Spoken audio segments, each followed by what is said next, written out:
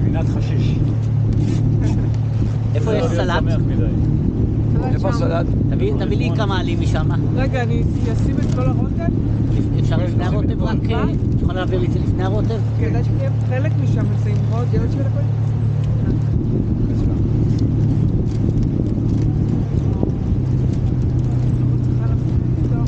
ותשים לי שם כמה עלים בדבר הזה.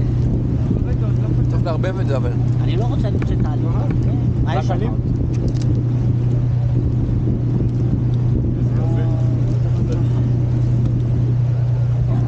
מה זה הדבר הזה? רק עלים.